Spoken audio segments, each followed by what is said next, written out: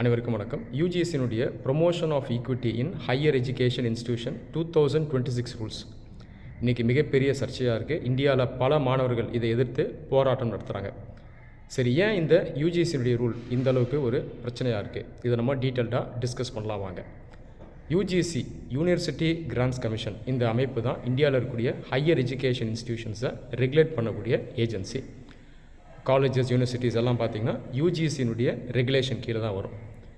ஏற்கனவே 2012 யூஜிசி ஒரு set of ரூல்ஸை ரிலீஸ் பண்ணாங்க. இது எதற்கு அப்படின்னு பார்த்தீங்கன்னா, ஹையர் எஜுகேஷன் இன்ஸ்டிடியூஷன்ஸ், அதாவது காலேஜஸ், யூனிவர்சிட்டிஸ்லாம் இருக்கு இல்லையா, இங்கே மாணவர்களுக்கு டிஸ்கிரிமினேஷன் இருக்கக்கூடாது, அதாவது பாகுபாடு இருக்கக்கூடாது. அப்படி இருந்தால் அது தவறு அப்படின்ற அடிப்படையில் 2012 ரூல்ஸ் எடுத்துகிட்டு வந்தாங்க. இப்போ 2026 மறுபடியும் ரூல்ஸை கொண்டு வந்திருக்காங்க. சரி, ஏன் இந்த வருஷம் இவ்வளோ பெரிய சர்ச்சையாகுது அப்படின்னு பார்த்தோம்னா, இந்த ரூல்ஸ் கீழே ஒரு கிளாஸ் இருக்குது, கிளாஸ் 3(1)A. இது என்ன சொல்லுதுன்னா, டிஸ்கிரிமினேஷனை டிஃபைன் பண்ணுது, அதாவது பாகுபாடுனா என்ன அப்படிங்கிறத எக்ஸ்பிளைன் பண்ணுது. இந்த ரூல்ஸ் டிஸ்கிரிமினேஷனை எப்படி பார்த்துக்கிட்டா, கேஸ்ட் பேசிஸில் பார்க்குது. ஓபிசி, எஸ்சி, எஸ்டி இந்த 3 கம்யூனிட்டிஸ் மேலே மட்டும்தான் அது ஃபோக்கஸ் பண்ணுது. ஜென்ரல் கம்யூனிட்டியில் அது ஃபோக்கஸ் பண்ணல. அப்போ நம்ம என்ன புரிஞ்சுக்கணுன்னா, டிஸ்கிரிமினேஷனை இந்த 3 கம்யூனிட்டிஸ் மேலே மட்டும் ஃபோக்கஸ் பண்ணுது, ஆனால் ஜென்ரல் கேட்டகரியில் இருக்க மாணவர்கள் டிஸ்கிரிமினேஷனுக்கு உள்ளாகிறது இல்லை அப்படின்ற ஒரு புரிதல் இந்த ரூல்ஸ் மூலமாக இருக்குது. அதனால தான் இந்த ரூல்ஸ் எதிர்த்து ஜென்ரல் கேட்டகரியில் வரக்கூடிய ஸ்டூடெண்ட்ஸ் பார்த்திங்கன்னா ப்ரொட்டஸ்ட் பண்ணிகிட்ருக்காங்க. இப்போது சுப்ரீம் கோர்ட்டு இதில் தலையிட்டு என்ன சொல்லியிருக்காங்கன்னா, இந்த ரூல்ஸை ஸ்டே பண்ணியிருக்காங்க. அது இல்லாமல் கவர்மெண்ட் நியர் ஃப்யூச்சரில் ஒரு எக்ஸ்பர்ட் கமிட்டியை ஃபார்ம் பண்ணி இந்த ரூல்ஸை ரிவ்யூ பண்ணி மாற்றத்தை கொண்டு வரணும் அப்படின்னும் அவங்க சொல்லியிருக்காங்க. சரி, இதில் நம்ம ஒரு 2 முக்கியமான கான்செப்ட்ஸை பார்க்க வேண்டியது இருக்குது. ஒன்று சோஷியல் ஜஸ்டிஸ், இன்னொன்று டிஸ்ட்ரிபியூட்டிவ் ஜஸ்டிஸ். இதை நீங்கள் புரிஞ்சுக்கிட்டிங்கன்னா இந்த ரூல்ஸ் சரியானதா தவறா அல்லது இதை மாற்றி அமைக்கணுமா அப்படின்னு நமக்கு தெரியும். முதல்ல சோஷியல் ஜஸ்டிஸ்னால் என்னென்னு பார்த்துடலாம். சோஷியல் ஜஸ்டிஸ்னால் தமிழில் சமூக நீதி. இந்தியாவுக்குள்ளே இருக்கக்கூடிய சமூகங்கள் இருக்காங்க இல்லையா, சோஷியல் குரூப்ஸ், உதாரணத்துக்கு OBC, SC, ST, general category, rich, poor, man, woman, இந்த மாதிரி டிஃப்ரெண்ட் சோஷியல் குரூப்ஸை ஈக்குவலாக ட்ரீட் பண்ணணும். அதாவது குரூப்ஸை நம்ம யூனிட்டாக எடுத்துக்கிட்டு அவங்க மத்தியில் ஈக்குவாலிட்டி இருக்கா அப்படின்னு பார்க்கணும். ஃபேர் ட்ரீட்மெண்ட் இருக்கணும், ஈக்குவட்டபிள் ட்ரீட்மெண்ட் இருக்கணும். ஃபேர் ட்ரீட்மெண்ட் அப்படின்னா நியாயமான ஒரு ட்ரீட்மெண்ட், யாரையும் பாகுபாடோடு நடத்தக்கூடாது. ஈக்குவட்டபிள் ட்ரீட்மெண்ட்னா ஒரு கம்யூனிட்டிக்கும் என்ன தேவை இருக்கோ அதற்கான உரிமைகளையும் வாய்ப்புகளையும் கொடுக்கணும். இதுதான் சோஷியல் ஜஸ்டிஸ். உதாரணத்துக்கு எஸ்சி, ஓபிசி, ஜென்ரல், எஸ்டி எல்லாரையும் ஈக்குவலாக ட்ரீட் பண்ணணும்.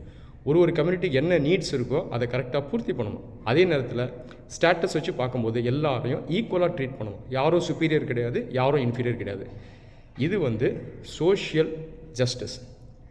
இரண்டாவது கான்செப்ட் டிஸ்ட்ரிபியூட்டிவ் ஜஸ்டிஸ். சோஷியல் ஜஸ்டிஸில் யூனிட் பார்த்திங்கன்னா சோஷியல் குரூப் இல்லையா, இந்த சமூகம். ஆனால் டிஸ்ட்ரிபியூட்டிவ் ஜஸ்டிஸில் யூனிட் எதுன்னு பார்த்திங்கன்னா இண்டிவிஜுவல், தனிநபர்கள் மத்தியில் எல்லாருக்கும் ஈக்குவல் ட்ரீட்மெண்ட் இருக்கணும். ஒரு மனிதனை கம்பேர் பண்ணும்போது இன்னொரு மனிதன் ஈக்குவலாக ட்ரீட் பண்ணப்படணும். இங்கே சோஷியல் குரூப்ஸை கணக்கில் எடுக்க மாட்டாங்க. எஸ்சி, எஸ்டி, ஓபிசி, ஜென்ரல் வராது. ஒட்டுமொத்தமாக மனிதர்களை கணக்கில் எடுத்து இண்டிவிஜுவலாக எல்லாரும் ஈக்குவலாக ட்ரீட் பண்ணப்படுறாங்களா அப்படின்னு நம்ம பார்க்கணும். இது டிஸ்ட்ரிபியூட்டிவ் ஜஸ்டிஸ். சரி, இந்தியாவுக்கு எந்த ஜஸ்டிஸ் தேவை அப்படின்னு பார்த்தீங்கன்னா 2 ஜஸ்டிஸும் தேவை. சோஷியல் ஜஸ்டிஸும் தேவை, டிஸ்ட்ரிபியூட்டிவ் ஜஸ்டிஸும் தேவை. ஆனால் 2த்தில் எது பெரிய கான்செப்ட், முக்கியமான கான்செப்ட்னா சோஷியல் ஜஸ்டிஸ் தான்.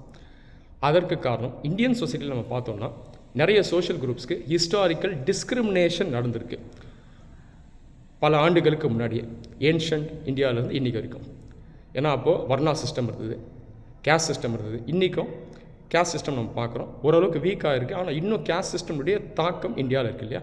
இப்போ கேஸ்ட் சிஸ்டம் என்ன பண்ணுதுன்னா சோஷியோ எக்கனாமிக் இன்இக்வாலிட்டியை ஏற்படுத்தியிருக்கு. அப்போது இந்த ஹிஸ்டாரிக்கல் டிஸ்கிரிமினேஷன் அப்படின்றது இந்தியன் சொசைட்டியை பொறுத்த வரைக்கும் ஒரு உண்மை தான். அப்போ இன்றைக்கி அந்த ஹிஸ்டாரிக்கல் டிஸ்கிரிமினேஷனுக்கு நம்ம ஒரு சொல்யூஷன் கொடுக்கணும். அந்த அடிப்படையில் நம்ம பார்த்தோம்னா சோஷியல் ஜஸ்டிஸுங்கிறது ரொம்ப முக்கியம். அப்போ ஹிஸ்டாரிக்கல் டிஸ்கிரிமினேஷன் பேசிஸில் இன்றைக்கி யாரெல்லாம் பின்தங்கி இருக்காங்களோ, வீக்காக இருக்காங்களோ, அவங்களுக்கு நம்ம என்ன பண்ணணும் அப்படின்னா முன்னுரிமை கொடுக்கணும், சில வாய்ப்புகளை ஏற்படுத்தி கொடுக்கணும். உதாரணத்துக்கு ரிசர்வேஷன் சிஸ்டம், இது எக்ஸாம்பிள் ஃபார் சோஷியல் ஜஸ்டிஸ். இப்போ சோஷியல் ஜஸ்டிஸுங்கிறது இந்தியாவில் முக்கியம்தான். SC, ST, OBC, women, poor, இவங்க எல்லாருக்குமே நம்ம கண்டிப்பாக முக்கியத்துவம் தரணும். அதே நேரத்தில் டிஸ்ட்ரிபியூட்டிவ் ஜஸ்டிஸும் முக்கியம். காரணம் என்னென்னா, சோஷியல் குரூப்பை தாண்டி தனி மனித அடிப்படையில் பார்த்தாலும் நிறைய பேர் பின்தங்கி இருக்காங்க, பேக்வேர்டாக இருக்காங்க. உதாரணத்துக்கு ஒருத்தர் அப்பர் கேஸ்ட்டாக இருப்பார், ஆனால் அவர் பார்த்திங்கன்னா ரொம்ப பின்தங்கி இருப்பார், ஏழையாக இருப்பார். ஆனால் சோஷியல் ஜஸ்டிஸில் அவரை நம்ம கொண்டு வர முடியாது. ஏன்னா அங்கே நம்ம சொசைட்டல் குரூப் எடுப்போம், ரைட்டா? இவர் ப்ராபப்ளி ஜென்ரல் கேட்டகரியில் வரவராக இருப்பார். அப்போ இவர் அதில் மிஸ் ஆகிடுவார். அப்போது சோஷியல் ஜஸ்டிஸில் மிஸ் ஆகிறவங்களுக்கும் நம்ம நீதியை கொண்டு போகணும். அதை எப்படி நம்ம கொண்டு போகணும்னா டிஸ்ட்ரிபியூட்டிவ் ஜஸ்டிஸ் மூலமாக தான் நம்ம கொண்டு போக முடியும். டிஸ்ட்ரிபியூட்டிவ் ஜஸ்டிஸ்க்கு ஒரு எக்ஸாம்பிள் இந்தியாவில் இருக்க இடபிள்யூஎஸ் ரிசர்வேஷன். இடபிள்யூஎஸ் ரிசர்வேஷன் பார்த்திங்கன்னா ஜென்ரல் கேட்டகரிக்கு அப்ளை ஆகுது. ஜென்ரல் கேட்டகரியில் யார் பொருளாதார ரீதியாக வீக்காக இருக்காங்களோ அவங்கள இண்டிவிஜுவல் பேசிஸில் டார்கெட் பண்ணி ஐடென்டிஃபை பண்ணி அவங்களுக்கு கொடுக்குற ரிசர்வேஷன் தான் இடபிள்யூஎஸ். இப்போ இடபிள்யூஎஸ் வந்து பார்த்திங்கன்னா எக்ஸாம்பிள் ஃபார் டிஸ்ட்ரிபியூட்டிவ் ஜஸ்டிஸ். இப்போ இந்த ரெண்டு கான்செப்ட்ஸையும் நம்ம அனலைஸ் பண்ணி இந்த யூஜிசி ரூல்ஸ் 2026 நம்ம அப்ளை பண்ணி பார்த்தோம் அப்படின்னா இங்கே சோஷியல் ஜஸ்டிஸ் கண்டிப்பாக இருக்குது. ஏன்னா ஓபிசி, எஸ்சி, எஸ்டி இவங்களுக்கு முக்கியத்துவம் தராங்க. இதை வச்சு தான் டிஸ்கிரிமினேஷனை டிஃபைன் பண்ணுறாங்க. அதே நேரத்தில் எந்த ஜஸ்டிஸ் மிஸ் ஆகுது? டிஸ்ட்ரிபியூட்டிவ் ஜஸ்டிஸ் மிஸ் ஆகுது. இண்டிவிஜுவல் பேசிஸில் ஜஸ்டிஸை நம்ம எப்படி பார்க்குறது? அதை இந்த ரூல் சொல்லலை. ஏன்னா இந்த ரூல் டிஸ்கிரிமினேஷனை எப்படி டிஃபைன் பண்ணுதுன்னா கேஸ்ட் பேசிஸில் தான் பண்ணுது. அதுவும் யார் மேலே ஃபோக்கஸ் பண்ணுறதுனா எஸ்சி, எஸ்டி, ஓபிசி. அதனால தான் ஜென்ரல் கேட்டகரி ஸ்டூடெண்ட்ஸ் இதை எதிர்த்து போராடுறாங்க. அப்போது இந்த ரூல்ஸை நம்ம என்ன பண்ணலான்னா ரீஃபார்ம் பண்ணலாம், மாற்றி அமைக்கலாம். இந்த ரூல்ஸ்குள்ளேயே ஜென்ரல் கேட்டகரி ஸ்டூடெண்ட்ஸ் மேலே நம்ம பார்க்கக்கூடிய டிஸ்கிரிமினேஷனுக்கும் ஆக்ஷன் எடுக்கிற மாதிரி ப்ரொவிஷனை இந்த ரூல்ஸில் நம்ம கொண்டு வரோம் அப்படின்னா அது பெட்டராக இருக்கும். சுப்ரீம் கோர்ட்டை என்ன சொல்லியிருக்காங்கன்னா 2012 கொண்டு வந்த ரூல்ஸில் ஒரு கிளாஸ் இருக்குது, கிளாஸ் 3(1)(e). அது ஏற்கனவே டிஸ்கிரிமினேஷனை பற்றி பேசுது. அதில் ஜென்ரல் கேட்டகரியும் உள்ளே வராங்க, அது ஜென்ரலாக இருக்குது. அப்படி இருக்கும்போது ஏன் இந்த புது கிளாஸை நீங்கள் 2026 கொண்டு வந்திருக்கீங்க? இந்த புது கிளாஸுங்கிறது கிளாஸ் 3(1)(a). இது தேவையற்றது அப்படின்னு சுப்ரீம் கோர்ட்டே சொல்லியிருக்காங்க. சில எக்ஸாம்பிள்ஸையும் அவங்களே முன்னெடுத்து வச்சுருக்காங்க. உதாரணத்துக்கு ரேகிங்கை பற்றி இந்த ரூல்ஸ் பேசலை. இப்போ நிறைய ஜென்ரல் கேட்டகரி ஸ்டூடெண்ட்ஸும் பார்த்திங்கன்னா ரேகிங்க்கு உள்ளாவாங்க. இப்போ ஜூனியராக இருப்பார், ஜென்ரல் கேட்டகரியில் இருப்பார். அவர் யார் ரேக் பண்ணுவார்னா சீனியராக இருப்பார். அவர் ப்ராபப்ளி ஓபிசி, எஸ்சி, எஸ்டி அந்த குரூப்பை சேர்ந்தவராக இருக்கலாம். அப்போ ஜென்ரல் கேட்டகரியை பற்றி பேசலை, அவங்க அஃபெக்ட் ஆகக்கூடிய வாய்ப்பு இருக்குது அப்படின்றத சுப்ரீம் கோர்ட்டே சுட்டி காட்டியிருக்கு. இன்னொன்று, ரீஜன் பேஸ்டாகவும் டிஸ்கிரிமினேஷன் இருக்கும். உதாரணத்துக்கு south India versus north India, western India, eastern India, north east India, ரீஜனை வச்சு அந்த ஸ்டூடெண்ட்ஸ் டிஸ்கிரிமினேஷனை ஃபேஸ் பண்ணுவாங்க. இதுக்குள்ளே கேஸ்ட் கான்செப்ட் வராது. ஆனால் இந்த ரூல்ஸ் வந்து இதில் கணக்கில் எடுக்கலை அப்படின்றதையும் சுப்ரீம் கோர்ட் சுட்டி காட்டியிருக்கு. அப்போது இந்த ரூல்ஸில் ஒரு ஷார்ட் கம்மிங் இருக்கா, ட்ராபேக் இருக்கா அப்படின்னு பார்த்தீங்கன்னா கண்டிப்பாக இருக்குது. காரணம் என்னென்னா டிஸ்ட்ரிபியூட்டிவ் ஜஸ்டிஸில் இது ஃபோக்கஸ் பண்ணலை. ஜென்ரல் கேட்டகரி ஸ்டூடெண்ட்ஸ்க்கும் டிஸ்கிரிமினேஷன் கண்டிப்பாக இருக்குது. ஆனாலும் எஸ்சி, எஸ்டி, ஓபிசின்னு வரும்போது அவங்க இன்னும் பின்தங்கி இருக்கிறதுனால அவங்களுக்கு டிஸ்கிரிமினேஷன் இதை விட அதிகமாகவும் இருக்குது. நம்ம ரெண்டுத்தையும் ரெக்கக்னைஸ் பண்ணணும். சோஷியல் ஜஸ்டிஸையும் ரெக்கக்னைஸ் பண்ணணும், டிஸ்ட்ரிபியூட்டிவ் ஜஸ்டிஸையும் ரெக்கக்னைஸ் பண்ணணும். இந்த அடிப்படையில் சுப்ரீம் கோர்ட் சொன்னது போல் ஒரு கமிட்டி ஃபார்ம் பண்ணி அதில் எக்ஸ்பர்ட்ஸ் இருக்கணும். அவங்க இது எல்லாத்தையும் கணக்கில் எடுத்து இந்த ரூல்ஸை இன்னும் ஃபேராக ஆக்கினாங்க அப்படின்னா அது பெட்டராக இருக்கும்.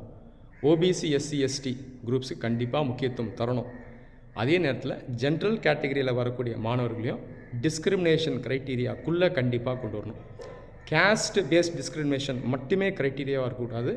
அதை தாண்டி ரீஜன், லாங்குவேஜ், ரிலீஜன் இதையும் நம்ம க்ரைட்டீரியாவாக உள்ளே வச்சா அது பெட்டராக இருக்கும்.